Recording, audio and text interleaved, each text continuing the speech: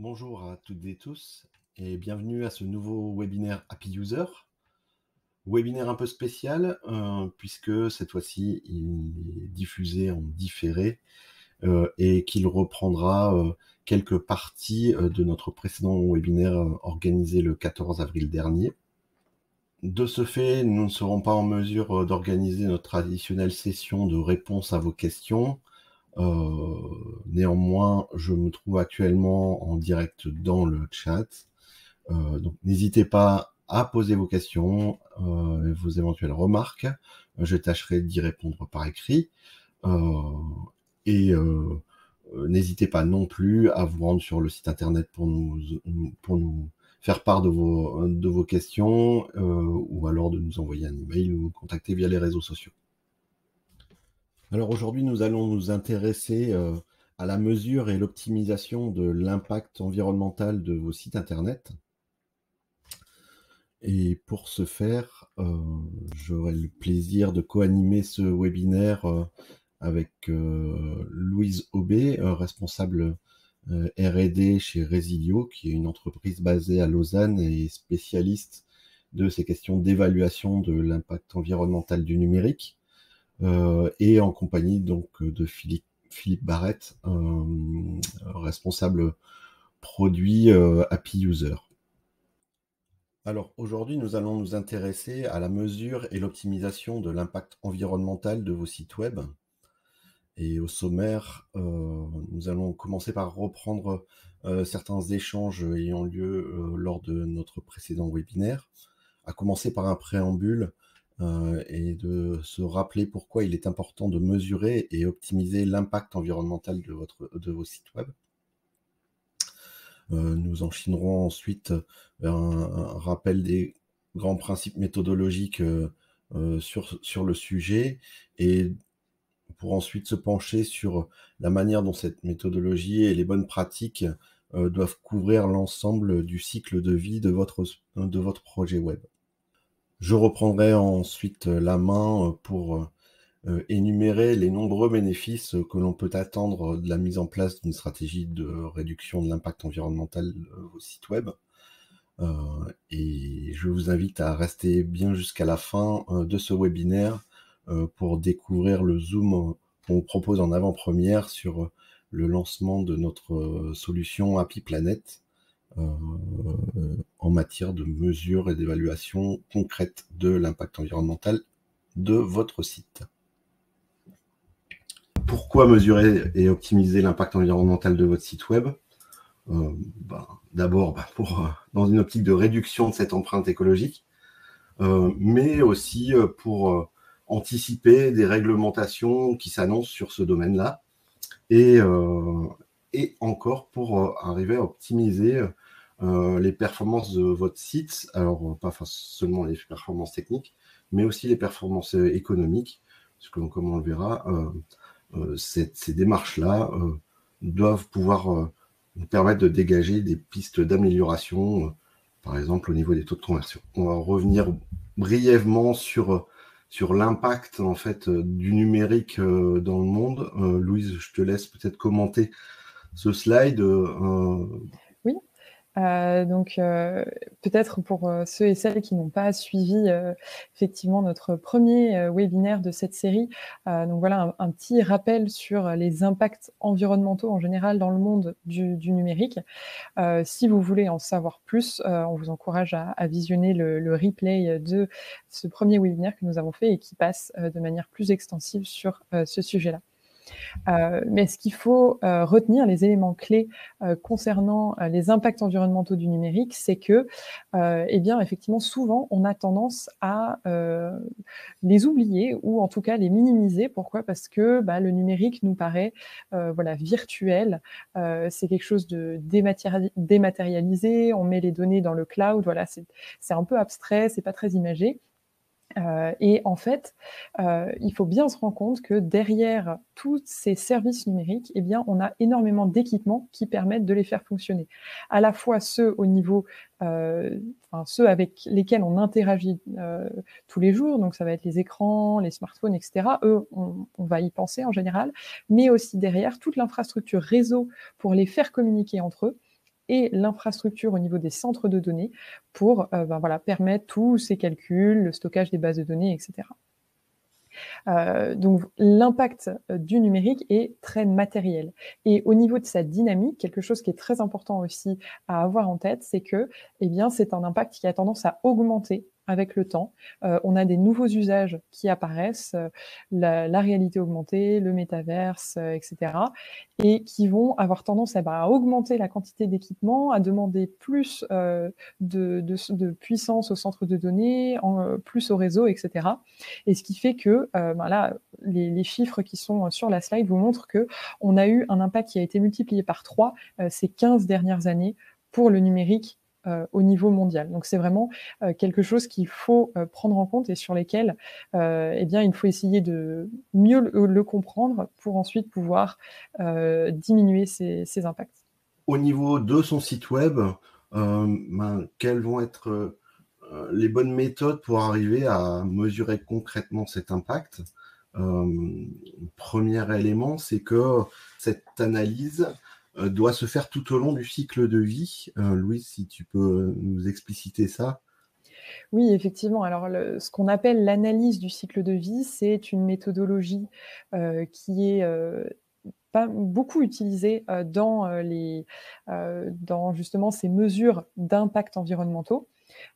Et ces caractéristiques, qu'est-ce qui fait qu'elle est si prisée et qu'elle est très utilisée? C'est qu'elle va être très exhaustive, justement. D'abord, elle va regarder toutes les étapes du cycle de vie.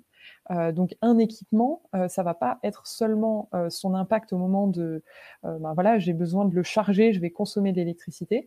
Ça va être aussi l'impact au niveau des matières premières qui sont extraites, de la fabrication pour assembler tous ces composants, le transport, donc l'utilisation, mais ça, on a tendance à y penser. Et ensuite, la fin de vie. Qu'est-ce qu'on en fait? Est-ce qu'on va le recycler? Est-ce que ça va partir en décharge, etc.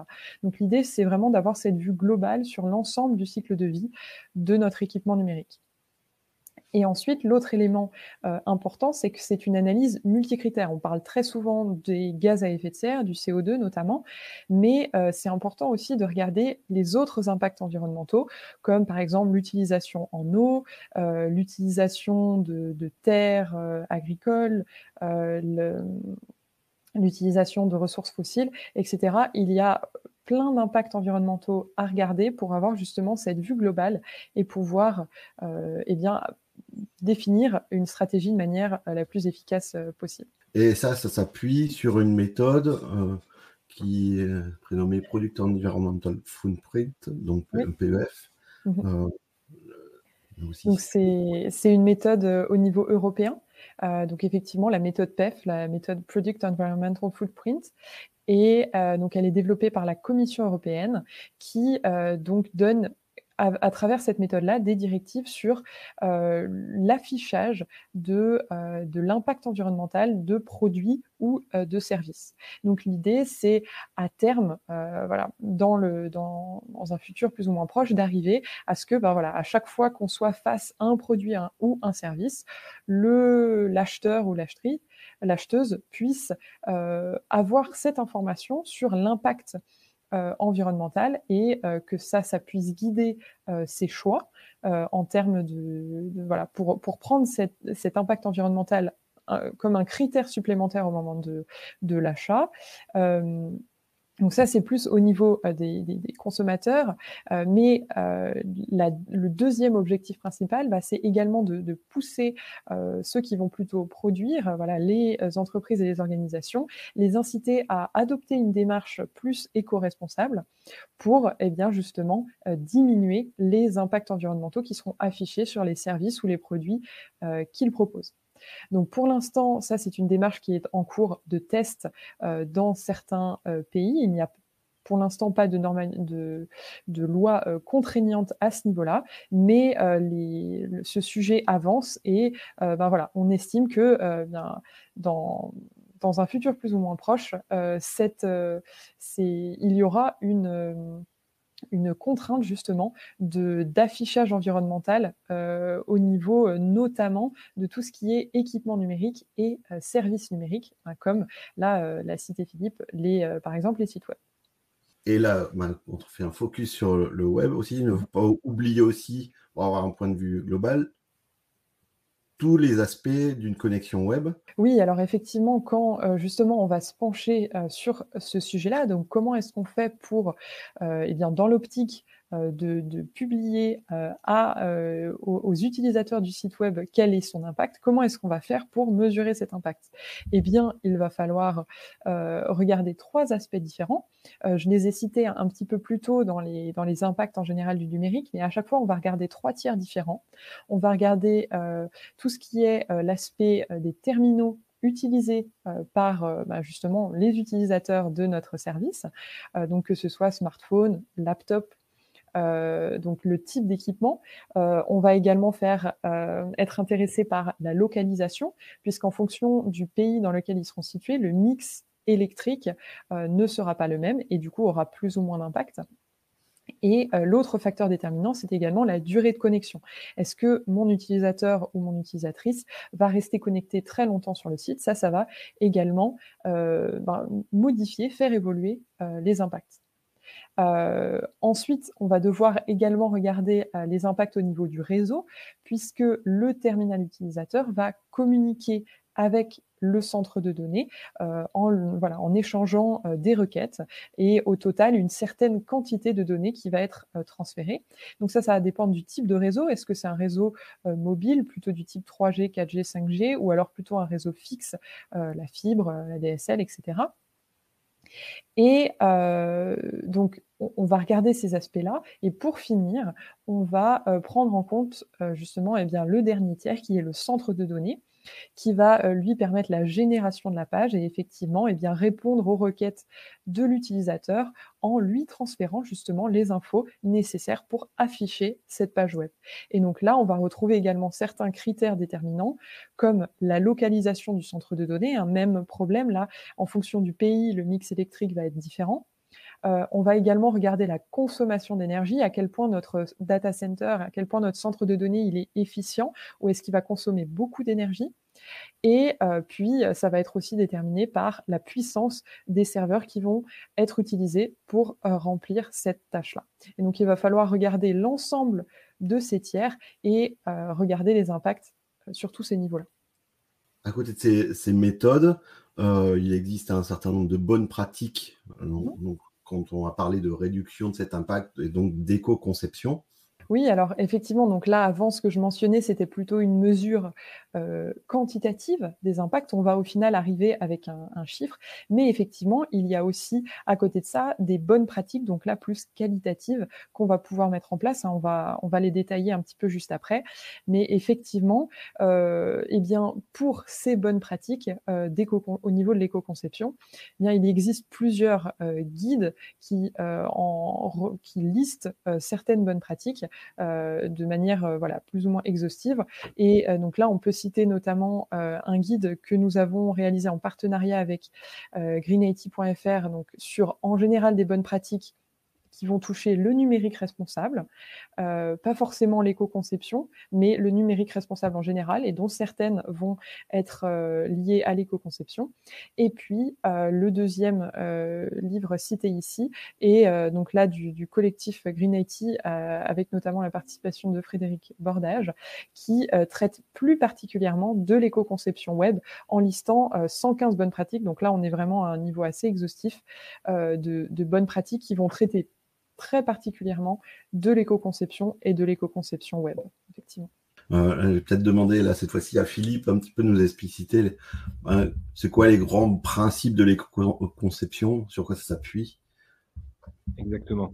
Donc, il y a trois grands principes qui vont être déclinés par la suite.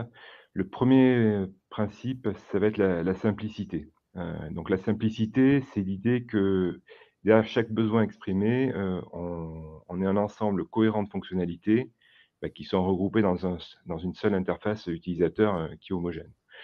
Donc si on reprend l'exemple de Yahoo versus Google, Yahoo, sur sa page d'accueil, a mélangé un moteur de recherche, de l'actualité, éventuellement du mail, de la messagerie. Et donc, finalement, c'est assez confus pour l'internaute, ce qu'il va venir chercher. Et Google a fournit un seul service qui est un moteur de recherche qui est très clair dans une page épurée.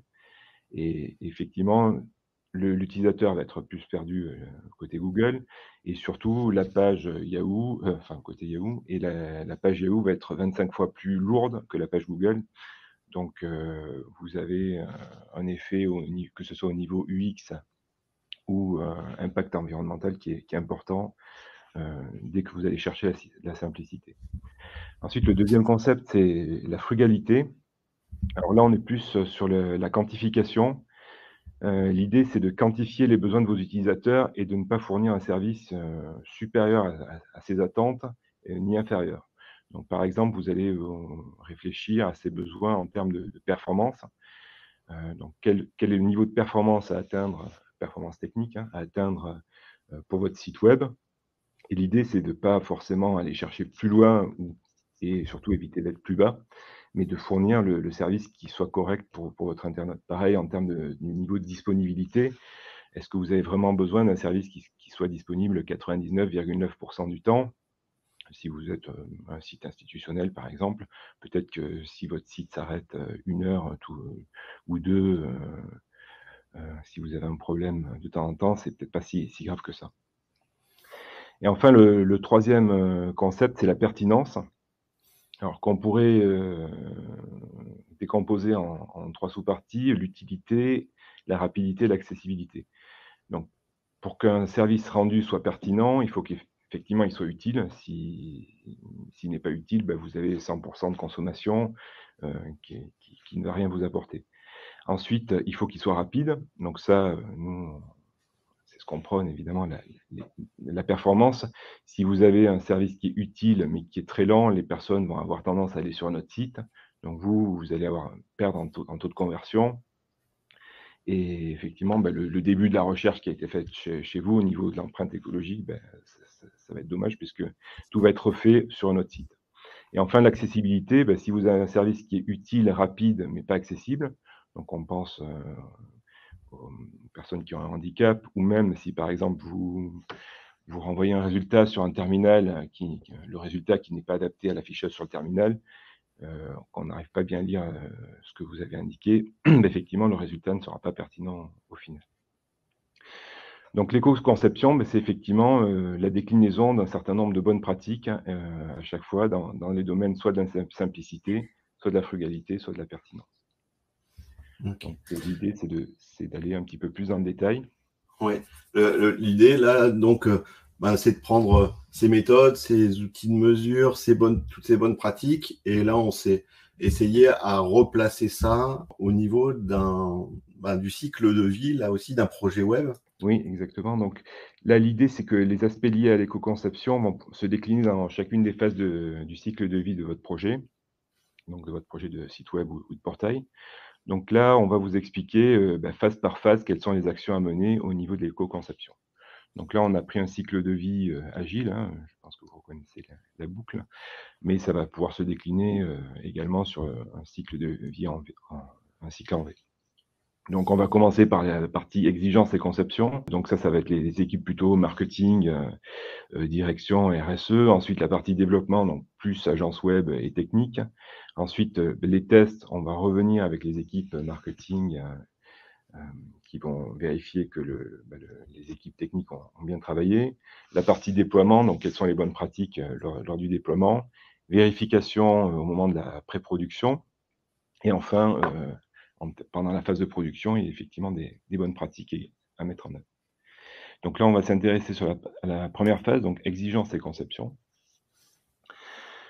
Donc c'est la phase la plus importante où vous aurez le plus de levier au niveau de l'exigence et des conceptions. Si vous avez déjà mis en place cette idée de simplicité, de frugalité et de pertinence, c'est là effectivement où vous allez gagner le plus. Donc parmi les bonnes pratiques, l'idée c'est effectivement de ne retenir que les fonctionnalités qui permettent de rendre service. Donc, on va dire, évitons les guirlandes, allons droit au but et fournissons le service qui a été demandé. Alors, la démarche agile, on la trouve particulièrement pertinente dans l'éco-conception, puisque l'idée, c'est vraiment de se concentrer sur fournir un produit le plus rapidement possible, donc MVP, donc Minimum Valuable Product. Et ça permet vraiment de se concentrer sur quel est le service que je veux fournir et quelles sont les fonctionnalités minimales que je dois mettre en œuvre pour fournir ce service. Ensuite, quantifier les besoins. Donc là, on revient sur le principe de frugalité. J'avais donné quelques exemples. Donc, réfléchissez au pourcentage de disponibilité, le niveau de performance que vous voulez atteindre. Mais également, sur le fonctionnel, ça va être, par exemple, réfléchissez à bien paginer vos résultats de recherche, combien vous voulez indiquer de résultats par page. Est-ce que vous voulez des résultats, une pagination, enfin un scroll infini ou justement bien paginer et être plus efficace? Pareil, les qualités de la vidéo à atteindre par type de terminal. Vous n'avez peut-être pas besoin d'être en Full HD sur des smartphones. Et également les notes d'éco-conception que vous souhaitez atteindre. Donc déjà, donnez-vous les objectifs dès le début du projet, ça vous permettra de les vérifier en fin de projet. Donc ensuite, ne pas participer à l'obsolescence programmée. Donc là, qu'est-ce qu'on entend par là? Posez-vous la question, mon site, jusqu'à quel niveau de terminal je souhaite qu'il puisse être consulté. Donc par exemple, on voit que les grands fournisseurs type Samsung ou Apple commencent à fournir des terminaux maintenant qui ont une durée de vie qui s'allonge. Et les gens changent un peu moins de terminal. Et donc l'idée, c'est de fournir un service qui va effectivement être compatible sur ces terminaux. Et donc, indiquez bien à vos développeurs, voilà, moi je souhaite que mon site web continue à tourner, par exemple, sur IE11, parce qu'il y a encore du monde qui peut avoir des PC un peu plus anciens. Et c'est important pour moi que le site fonctionne bien sur des navigateurs un peu plus anciens. Privilégier une approche mobile first. Bon, là, on comprend aussi pourquoi. Comme il y a moins de place sur un écran de smartphone, on va aller un peu plus droit au but, et éliminer des images, éliminer du texte. Et forcément, on va envoyer moins de données sur le réseau et être plus performant.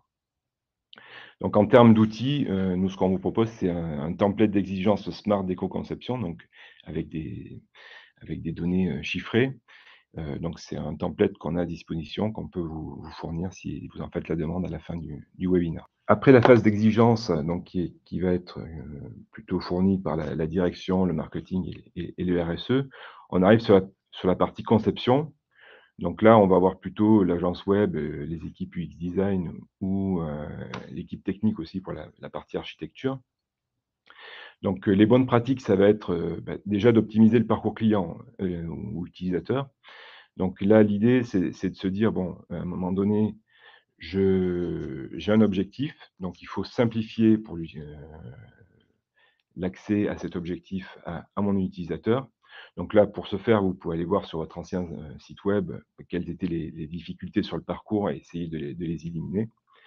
Donc, il y a un impact important au niveau environnement, hein, c'est le temps passé sur un site qui va plus vous réduisez ce temps-là, plus vous allez avoir un impact moindre sur l'environnement.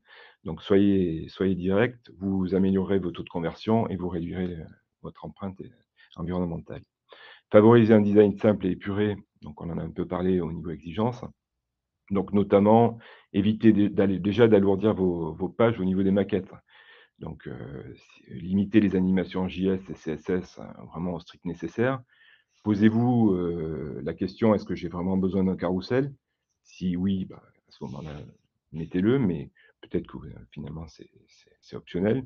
Et travailler avec des fonts standards, ça va éviter d'aller en chercher des supplémentaires. Si vous avez besoin d'une application mobile, également, privilégiez une PWA, donc Progressive Web App, plutôt qu'une application native. Ça vous évitera déjà de maintenir de code, et en plus, elles sont beaucoup plus légères que les applications natives. Également, donc, définissez bien le niveau d'infrastructure dont vous avez besoin.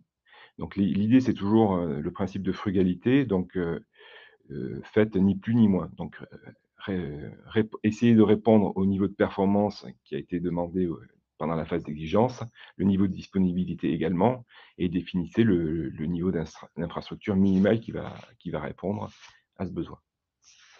Voilà. En termes d'outillage, bah, vous avez sur le web des ABAC, par exemple, de consommation par type de fonctionnalité. Donc, vous allez pouvoir voir combien va me prendre de kilo-octets, par exemple, un carrousel, ou également en temps de chargement. Ensuite, on va aller vraiment sur la phase donc, de développement. Donc là, on est avec les équipes techniques ou l'agence web si vous faites sous-traiter le développement de votre site. Donc la première question à se poser, effectivement, ça va être la technologie pour répondre aux besoins. Donc là, ça peut être très intéressant de vous dire, ben voilà, mon type de site, est-ce que c'est un site institutionnel? Est-ce que c'est un site marchand? Et peut-être qu'à ce moment-là, j'ai peut-être pas besoin si j'ai un site institutionnel à développer, j'ai peut-être pas besoin finalement d'un site dynamique, et peut-être qu'un site statique va tout à fait me convenir, qui va être beaucoup moins gourmand en termes de ressources, beaucoup plus rapide également. Si j'ai juste une page ou deux à changer de temps en temps, un site statique va être beaucoup plus efficace qu'un site dynamique. Après, si vous partez sur quelque chose de plus dynamique, est-ce que j'utilise un CMS du commerce? Est-ce que je fais du développement sur mesure? Est-ce que j'utilise un CMS headless avec une partie statique pour l'affichage? Donc tout ça, ça va contribuer effectivement au niveau d'infrastructure dont vous allez avoir besoin pour faire tourner votre site. Pareil, limiter les plugins, essayer de trouver des thèmes peu consommateurs. Il y a beaucoup de thèmes gratuits qui sont malheureusement pas très optimisés, et donc ils vont vous dégrader aussi bien les performances techniques que votre empreinte environnementale. Après, donc côté front-end, on va retrouver exactement les mêmes bonnes pratiques que pour les performances. Donc ça va consister à faire quoi? Donc limiter le nombre de requêtes sur votre page, la taille de vos pages, optimiser vos JavaScript et CSS, donc n'embarquez que du code dont vous avez besoin, splittez-le éventuellement par page pour avoir du code spécifique. Le fonctionnement du DOM, donc évitez de le triturer dans tous les sens et essayer d'avoir un DOM qui ne va pas trop bouger. Et pareil, alors un petit tip, c'est optimiser les liens vers les réseaux sociaux. Aujourd'hui, les plugins qui vous permettent d'accéder aux réseaux sociaux depuis votre site web sont assez gourmands. Finalement, il vous suffit juste de reprendre le bouton et de faire un lien statique à la place de tout ce JavaScript qui est utilisé, et ça sera beaucoup plus rapide et beaucoup moins consommateur. Donc, ça, c'est très facile à faire et ça va vous faire gagner un petit peu de temps. Ensuite, au niveau du graphisme, si vous avez des images, enfin, si vous voulez, par exemple, mettre en place des boutons, allez privilégier plutôt les CSS que d'aller faire des images qui vont être beaucoup plus coûteuses sur le réseau. Donc avec les CSS, on peut vraiment faire des choses très sympas. Les glyphes, alors les glyphes, c'est des fontes qui vont vous afficher des icônes et donc qui vont être très, très optimisées. Donc si vous trouvez votre bonheur parmi ces fontes, à ce moment-là, ça va vous être beaucoup moins coûteux que des images.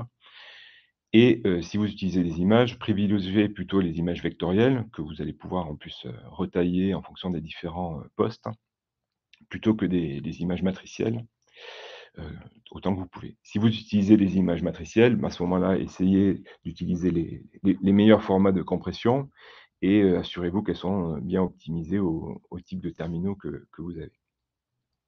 Pareil pour la gestion des vidéos qui sont toujours très consommatrices, adapter le niveau de résolution donc au type de terminal et privilégier finalement une activation manuelle, parce que l'internaute n'a peut-être pas forcément envie à ce moment-là que la vidéo se démarre automatiquement. Il préfère peut-être lire le texte, et vous éviterez effectivement un téléchargement de vidéos.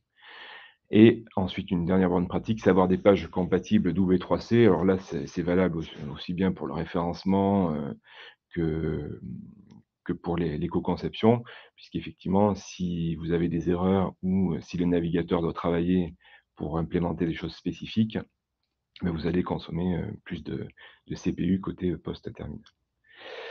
Côté back-end, alors j'ai résumé ça en optimiser le code et l'accès aux bases de données. Donc là, c'est tout le savoir-faire hein, des développeurs. Hein, donc essayer d'avoir des algorithmes vraiment bien réfléchis et l'accès aux bases de données. Donc éviter, par exemple, faire des boucles pour accéder aux bases de données et récupérer toutes les données dont vous avez besoin dans un bloc, par exemple.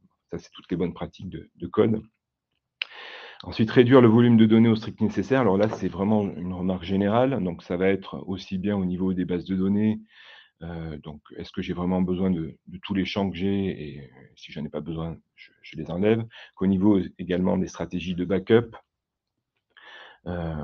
Donc, j'ai peut-être pas besoin de 5 ans de backup derrière moi. Donc, dès que je n'ai plus besoin d'une donnée, je l'efface. On sait que ça, c'est très consommateur au niveau de l'empreinte hein, écologique. Ensuite, utiliser les dernières versions des langages. En général, les langages sont de plus en plus efficaces. Donc, si on prend par exemple les évolutions de PHP, entre la version 5 et la version 7, et la 8, on voit qu'à chaque fois, les langages sont de plus en plus performants et donc avec un même CPU, on va pouvoir traiter beaucoup plus de requêtes. Voilà. Au niveau mesure et outils, vous avez à ce moment-là à disposition pour les développeurs donc des scores de qualité et des outils de vérification de code. Donc j'en ai mis quelques-uns, JavaScript, JS Lint, StyleLint, tout ça c'est pour vérifier les JavaScript, les CSS. Vous avez également le plugin de Green IT Analysis et l'EcoIndex. Justement, Louise, est-ce que tu peux nous parler peut-être de Green IT Analysis? Effectivement, il y a un plugin qui peut s'ajouter donc à votre navigateur et que vous pouvez utiliser sur n'importe quelle page web et qui va vous permettre d'obtenir deux choses. Premièrement, c'est une valeur donc quantitative de l'impact environnemental du site en termes de gaz à effet de serre et d'eau. Et puis, deuxièmement, il va également tester la mise en place de plusieurs bonnes pratiques, tester automatiquement et donc dans le code de la page et va pouvoir ensuite vous indiquer telle bonne pratique est remplie ou telle bonne pratique n'est pas mise en place et ça peut du coup être un bon indicateur pour identifier les principaux axes sur lesquels travailler. Et le deuxième format qui est très similaire, en fait, c'est un site qui a été sorti il y a quelques mois maintenant et qui est plus récent et qui vous permet, dans lequel il y a une petite barre de recherche, vous pouvez mettre l'URL de votre site et puis il va vous fournir des informations assez similaires. Donc là, une fois que les développeurs ont codé le site et ont vérifié que leur code respectait les bonnes pratiques d'éco-conception, on va redonner la main justement aux équipes marketing et RSE pour qu'ils puissent valider justement le code qui a été fourni. Donc là, la bonne pratique, c'est de ne pas oublier de revenir au niveau des exigences, hein, bien sûr, et de s'assurer que les scores de performance et d'éco-conception ont bien été atteints. Donc là, vous avez un certain nombre d'outils de vérification, donc par exemple Lighthouse pour la partie performance, l'EcoIndex et Green IT Analysis, dont parlait Louise. Donc là, à ce niveau-là, on n'est pas encore au niveau des données réelles, des données terrain.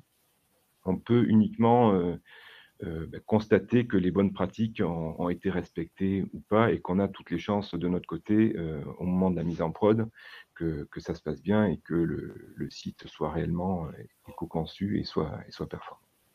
Donc c'est après qu'on pourra mettre en place des outils terrain. Voilà, donc là arrive maintenant la phase de déploiement. Donc là, on va retrouver plutôt l'équipe technique, l'agence web ou le webmaster. Et donc, parmi les bonnes pratiques, la première, effectivement, ça va être de privilégier un hébergeur éco-responsable. D'ailleurs, Louise, peut-être tu peux nous indiquer, selon toi, quels sont les principaux critères si vous cherchez un hébergeur éco-responsable? Mmh. Oui, tout à fait. Alors, il y a 2 éléments principaux à prendre en compte, quand, voilà, on veut, effectivement, ben, voilà, quand on est face à un choix, d'hébergeur et qu'on veut prendre en compte ces critères de réduction des impacts environnementaux. Donc premièrement, les hébergeurs peuvent, agir au niveau de la politique, de la durée de vie des équipements. Donc, comment, est-ce qu'ils vont essayer, d'allonger la durée de vie de leurs serveurs, de leurs équipements réseau, au maximum? Ou alors, voilà, est-ce qu'ils vont, les renouveler, de manière systématique, toutes les X années?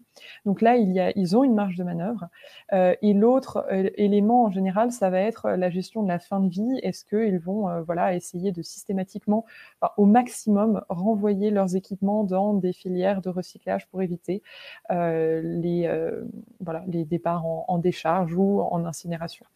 Et le deuxième élément sur lequel vous pouvez également vous baser, c'est la gestion de la consommation d'énergie en fait, de ces équipements au sein, du centre de données. Et donc là, il y a un indicateur notamment qui est beaucoup utilisé, hein, peut-être certains parmi vous, en ont déjà entendu parler, c'est le PUE, le Power Usage Effectiveness, qui va caractériser à quel point en fait mon data center il est, efficace, et à quel point est-ce que, il va y avoir de l'énergie, utilisée autre part que par mes équipements IT, que par mes serveurs. Et donc plus le PUE va être proche de 1, plus il va être bas, mieux ça va être.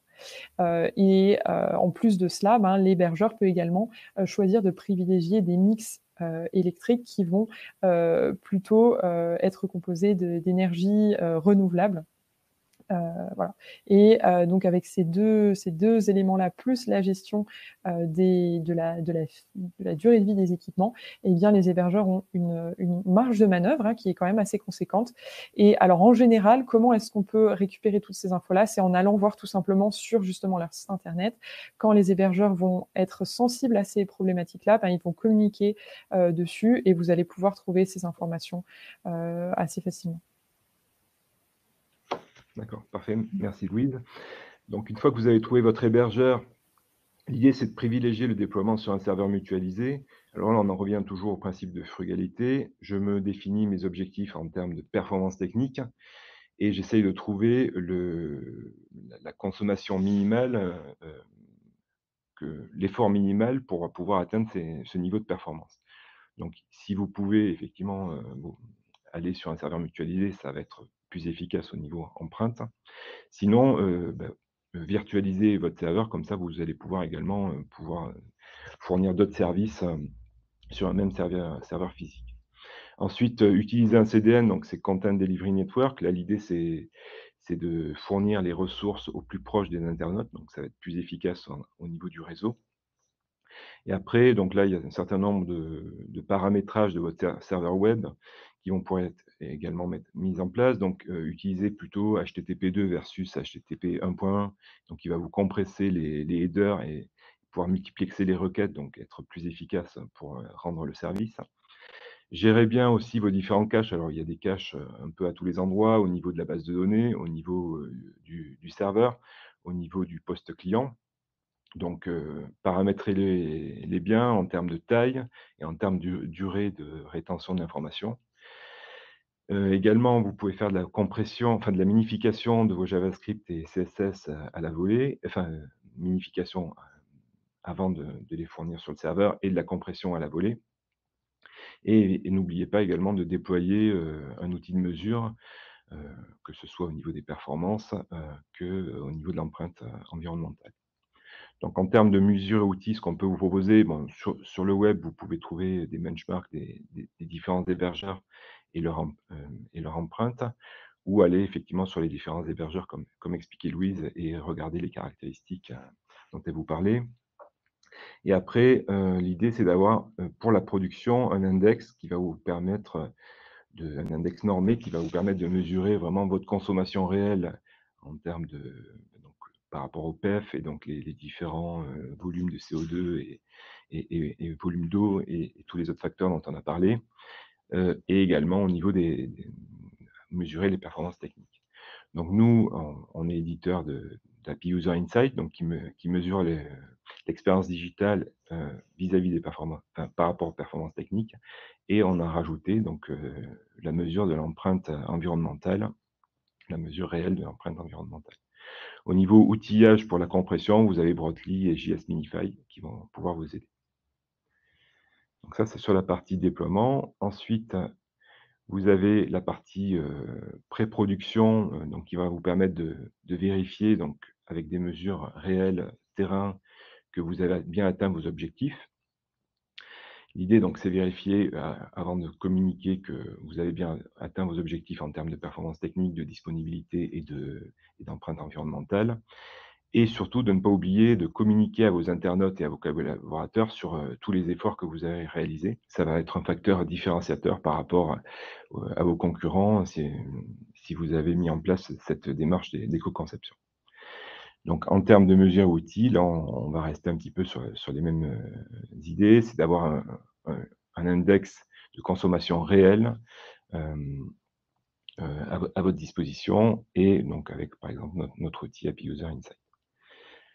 Et enfin, sur la partie production, donc là, pour nous, tout le monde est impliqué dans la partie production. C'est pas une affaire uniquement des équipes techniques. Donc, qu'est-ce qui va falloir mettre en place à ce niveau-là? Être capable d'alerter en cas de régression. Alors, pourquoi vous pouvez avoir des régressions? Admettons, l'équipe éditoriale va pousser une actualité qui n'aurait pas été optimisée, donc avec peut-être une grosse vidéo, une image qui va prendre beaucoup de place. Là, à ce moment-là, vous allez pouvoir être alerté. Attention, la consommation a fortement augmenté. Qu'est-ce qui se passe? Bon, ok, c'est une actu. Je vais pouvoir la corriger pour qu'elle soit un peu mieux éco-conçue. Également, ça va vous permettre d'améliorer votre site web, puisque vous allez pouvoir identifier les différents axes d'amélioration à mettre en œuvre en priorité. Donc là, des outils type API User va pouvoir vous permettre de regarder les différents contextes d'utilisation, donc mobile, desktop, telle ou telle page, et identifier quels sont les contextes les plus consommateurs et vous pencher sur les problèmes à résoudre. Également, une bonne pratique, c'est effectivement communiquer en continu vers vos internautes des niveaux de consommation sur la journée ou sur le mois. Et quelque chose qui est souvent oublié, c'est le plan de fin de vie. Alors, vous n'êtes pas obligé de le faire au début, mais c'est intéressant d'y réfléchir. Comment les sites, on sait qu'ils ont à peu près 3 ans de durée de vie. Donc, comment je vais aller vers le nouveau site? Donc, qu'est-ce que je fais de l'infrastructure? Donc, si je suis hébergé, moi, peut-être pas ce souci-là. Mais si c'est de l'infrastructure on-premise, qu'est-ce que je fais? Est-ce que je la garde pour le prochain site ou est-ce que je la retire? Pareil pour le site en lui-même et ses contenus. Est-ce que c'est du contenu que je veux archiver, que je veux transférer vers le nouveau site? Et comme on parlait d'espace, si à un moment donné vous avez du contenu qui ne vous sert plus, ça ne sert à rien de le garder ou de l'archiver, il faut vraiment le supprimer. Donc là, les outils et les mesures à votre disposition, ça va être toujours cet index normé d'impact et de consommation réelle pour pouvoir piloter en temps réel votre site, et effectivement ce template de plan de fin de vie qui va vous aider à vous poser les questions pour la suite. Après ce passage en revue détaillée des bonnes pratiques en matière d'éco-conception, il me semblait important de vous rappeler les nombreux bénéfices que l'on peut attendre de la mise en place d'une telle stratégie. Bénéfices au-delà, bien entendu, de la réduction de votre impact environnemental. On peut attendre logiquement une amélioration de la performance économique, par exemple avec une amélioration des taux de conversion due à une amélioration de l'expérience utilisateur, une simplification des process. On peut aussi attendre une baisse des coûts au niveau de l'infrastructure nécessaire à l'exploitation de vos dispositifs digitaux. Bien entendu, un gain en termes d'image de marque, ainsi que une meilleure réponse aux attentes clients attentes qui ont crescendo en matière d'environnement aujourd'hui. Et puis via cette démarche, vos sites internet vont maintenant pouvoir contribuer aux engagements RSE de votre entreprise. Enfin, bien entendu, avec cette amélioration de vos performances écologiques, vous disposez d'un levier supplémentaire en matière de communication. Passons maintenant, comme promis, à l'aperçu en avant-première d'Happy Planet, la nouvelle fonctionnalité d'Happy User, qui, je le rappelle, est une solution de monitoring de l'expérience digitale. Happy User arrive donc aujourd'hui avec un outil sans équivalent aujourd'hui sur le marché, puisque Louise et Philippe ont évoqué précédemment l'importance de disposer d'un indicateur de performance écologique normé et qui puisse mesurer le plus fidèlement possible ce qui se passe sur le terrain. Et c'est ce à quoi répond Happy Planet d'une manière inédite, puisque comme vous le montre ce petit schéma, Happy User apporte sa technologie de Real User Monitoring et son savoir-faire dans le traitement de ces données pour pouvoir en fait mesurer ce qui se passe vraiment sur le terrain et auprès de tout le trafic de votre site internet. Et on a associé ça avec les dernières normes en matière de mesure et d'évaluation de l'impact environnemental, et cela en se rapprochant des meilleurs spécialistes du domaine de l'évaluation de l'impact environnemental, comme la société Resilio par exemple. En mixant ces deux atouts, à savoir donc la collecte de données RUM et les dernières normes en matière d'évaluation, Happy Planet est en mesure de produire un indicateur de performance environnementale basé sur le trafic réel de votre site internet. Et cet indicateur global va pouvoir être ensuite décortiqué et analysé, par exemple, sur les différents tiers des connexions Internet, et donc en fait de pouvoir évaluer ce qui se passe précisément au niveau des utilisateurs, au niveau du réseau, au niveau de vos serveurs. Concrètement, voici les premiers screenshots de cette solution, et donc là on peut voir au niveau de ce dashboard, donc là on communique l'indicateur de performance environnementale avec l'index brut et celui ramené au nombre de sessions, ce qui va permettre de pouvoir suivre son évolution dans le temps et aussi de pouvoir comparer ce niveau par rapport à d'autres sites ou entre différentes pages. À côté de cette vue globale, il y a bien évidemment une vue détaillée des résultats. On va retrouver donc là, à ce niveau, le détail des impacts, catégorie par catégorie. Et ces chiffres-là vont pouvoir être triés aussi selon différents critères. Là, comme on peut le voir par exemple par les segments entre ce qui se passe au niveau du back-end, des réseaux et du front. Il nous reste maintenant à vous inviter à tester cette fonctionnalité et par la même occasion tester votre niveau de performance écologique, et cela gratuitement, puisque vous avez la possibilité sur le site happyuser.com de créer un compte freemium et de disposer des fonctionnalités de base, et ça sans limite de temps, et sachant que cette formule inclut pour une période de test de 6 mois les fonctionnalités Happy Planet.